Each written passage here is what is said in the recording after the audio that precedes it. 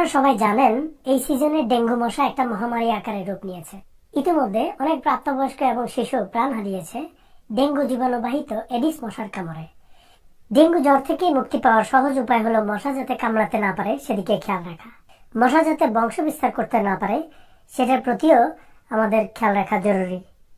এছাড়া আপনি একটা ক্রিম গায়ে মেখে দিলে মশা আর আপনাকে কামড়াতে পারবে না।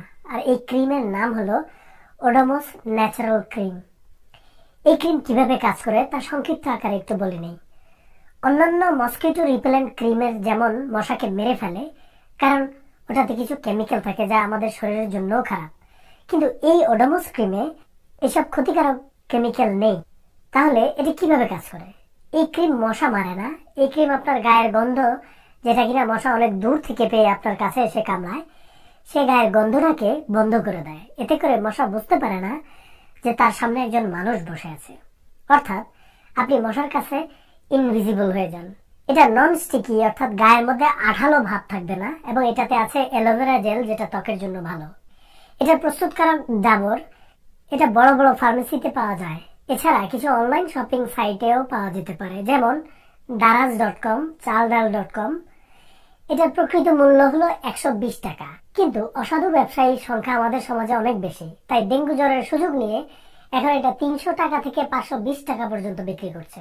যেমন ধরুন, ঢাকার অনেক নামি দামি ফার্মেসিও এই সুযোগে মুনাফা বানানোর চেষ্টা করছে। সরকারি ম্যাজিস্ট্রেট অবশ্য এসব ফার্মেসির বিরুদ্ধে জরিমানাও করেছে, কিন্তু বোঝেন তো কে শুনে কার কথা। সুতরাং দাম নিয়ে সাবধান থাকবেন। এবার আসা যাক এটা কিভাবে ব্যবহার করতে হয়। শরীরে যে অংশটুকু মশার জন্য উন্মুক্ত, সেই অংশে ক্রিম যেভাবে মাখেন সেরকম মেখে একটা প্রলেপ দিবেন।